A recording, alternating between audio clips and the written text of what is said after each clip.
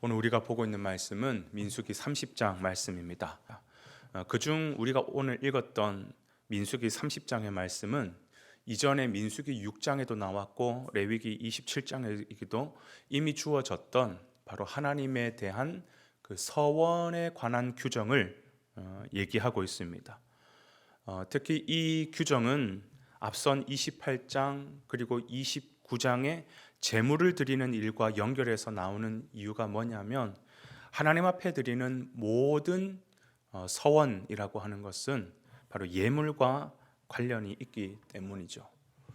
특히 오늘 본문은 그 서원 중에서도 여인들이 드리는 규율에 대해서 말씀하고 있습니다. 크게 두 가지를 말하고 있는데 그 두 가지를 말하기에 앞서 기본적으로 서원이라고 하는 것은 대명제가 뭐냐? 반드시 하나님 앞에 지켜야 된다라는 것입니다. 내가 하나님 앞에 약속한 것은 무슨 일이 있어도 지켜야 된다. 하나님 그걸 원하시는 것이에요. 그런데 오늘 본문에 보니까 특별히 이 여인에 관한 규정에 대해서는요, 이 여인들이 행했던 서원은 파할 수 있다라고 하는 두 가지의 예외 조항을 이야기를 하고 있습니다. 결혼 전에 여자가 서원을 했을 경우는 아버지로부터, 또는 결혼한 후에 또 여인이 서원을 했을 때는 남편으로부터 그 서원을 안 지킬 수도 있다라는 그런 예외 규정이 있는 것이죠. 그러니까 아버지나 남편이 딸이나 아내에 대한 서원 결정권이 있다라는 것입니다. 그리고 또 하나가 뭐냐면 그러면 과부나 이혼한 여인 같은 경우는 어떻게 되느냐? 남편이 없기 때문에 이 경우에는 본인에 의해서 결정이 된다. 이제 하나님의 명령, 규정이라고 하는 것은 예외 없이 반드시 지켜야 된다. 이런 성격이 강한데 이 서원과 관련해서는 이런 보기 드문 예외 조항을 두신 이유가 뭘까? 여기에는 바로 하나님의 가정에 대한 특별한 마음이 있다라는 것을 알 수가 있는 것입니다. 그게 뭐냐면 첫 번째가 하나님은 가정을 굉장히 소중히 여기신다라는 것이에요. 그런데 출가하지 않은 딸의 서원을 부모가 허락하지 않을 경우, 그리고 결혼한 여자의 서원을 남편이 허락하지 않을 경우에는 파기해도 하나님께서 용서해 주셨다라는 거예요. 그건 죄가 아니다. 그건 범죄가 아니다. 용서해 주셨다라는 겁니다.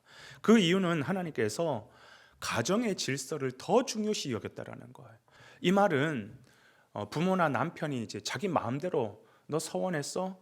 너 지켜도 돼. 뭐 안 지켜도 돼. 자기 마음대로 할 수 있다. 뭐 그런 권한이 아니라 하나님은 내 백성이 하나님을 닮아 신실하기를 원하지만 그것보다 더 중요하게 여기는 가치가 가정의 안정, 가정의 평화, 하나님은 가정을 중요시 여기기 때문이라는 거예요.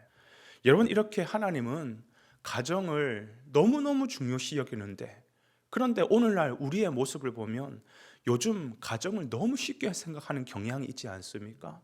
너무 쉽게 만나고 살다 보니까 아니니까 너무 쉽게 헤어지고, 그 기준이 뭐냐? 전부 자기 행복이에요.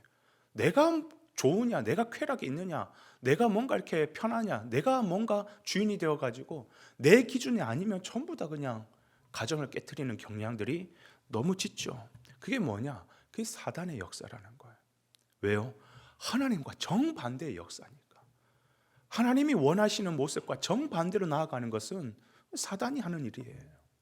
그러니까 하나님은 가정을 귀하게 여기시는데 가정을 계속 깨트리는 이 시대의 역사, 결코 사단이 기뻐하지 않습니다. 여러분, 가정은 한 나라를 이루는 가장 기초적인 기본 단위입니다. 가정이 건강해야 나라가 건강한 거예요. 가정을 중요시 여기는 것만큼 우리 역시, 하나님을 믿는 우리 역시 그 마음을 고스란히 우리가 세워서 가정을 건강하게 만드는 것, 그게 하나님의 백성들의 사명이라는 것이죠. 그런가 하면 두 번째 뭐냐 하면, 그러니까 가장은 하나님께 대한 책임이 자신에게 있음을 깨달아야 한다라는 것입니다. 이게 무슨 말이냐면, 하나님께서 서원 불일행을 용서하시면서까지 가장의 권위를 인정해 주신 것만큼 가정의 가장들은 그 주님의 마음을 가지고 가정을 책임지고 보호하고 지켜야 된다라는 거예요. 오늘 본문 15절에도 보면 그렇게 말하잖아요. 가장은 하나님 앞에서 자녀나 또 아내에 대한 모든 문제들, 모든 신앙의 문제들까지 포함해서 모든 문제를 책임지는 가정의 대표라고 말씀하고 있습니다. 마찬가지입니다. 가정의 제사장이 누구냐? 바로 가장이에요. 가장을 통해서 하나님이 복을 주시고 가장을 통해서 하나님께서 하나님의 질서로 가정을 통치하시는데 가장이 무너져 버린다? 그러면 가정이 무너지는 것은 한순간이라는 것이. 그러니까 오늘 본문에처럼 하나님께서 가장에게 가장으로서의 권위를 인정해 준 것만큼 책임도 많이 있다라는 것을 기억하셔야 됩니다. 그래서 가장은 가정의 경제라든지 그리고 내 가정의 도덕성이라든지 그리고 내 가정이 하나님을 온전히 섬기는 그런 경건의 모습이라든지 이런 모습을 정말 책임지고 보살피고 돌봐야 된다라는 거예요. 그러니까 가장이 가정에 대한 경제 책임도 지지 않고 허구한 날 술만 퍼마시고 논팽이 같이 그렇게 굴면 그건 범죄예요. 저 사람의 성격이 그렇구나 그게 아니라 그건 범죄라는 것입니다. 돈을 많이 벌고 적게 벌고를 말하는 게 아니라 가장이 내 가정을 책임지고 경제를 위하여서 책임지고 일하고 돈 버는 것 그거는 하나님 기뻐하시는 것이지 그거 포기하고 술만 먹고 그렇게 산다? 그거 하나님 앞에 범죄 행위라는 거예요. 가장이 가정에 자기 아내를 사랑하지 않고 다른 여자에 사랑한다? 그 범죄라는 것입니다. 요즘에는 그것이 유행이다. 요즘 시대에 그렇게 안 하는 사람이 누가 있냐? 그렇게 얘기를 한다 할지라도 그건 범죄입니다. 하나님께서 내게 가장이라는 권한을 주셨으면 아내를 사랑하고 자녀를 사랑하고 돌보고 지키고 그러면서 사랑하라고 하나님께서 주신 가정인데 내 아내를 사랑하지 못하고 다른 여자를 사랑한다? 내 가정의 경건을 지키지 못하고 자녀가 어떻게 되든 말든 남편이 어떻게 되든 아내가 어떻게 되든 말든 신경 안 쓰고 자기만 그렇게 행복을 추구하며 살아간다? 그건 범죄 행위라는 것입니다. 그러니까 하나님은 이 가정에 대해서 얼마나 귀한 마음이 있는지 심지어 나에게 한 약속 안 지켜도 가정은 지켜야 된다. 이게 지금 이스라엘 백성들이 가나안 땅에 들어가기 직전에 삶의 규율로서 하나님께서 주시는 말씀이라고 한다면 오늘 우리도 다들 가정을 만들어 살아가고 있지 않습니까?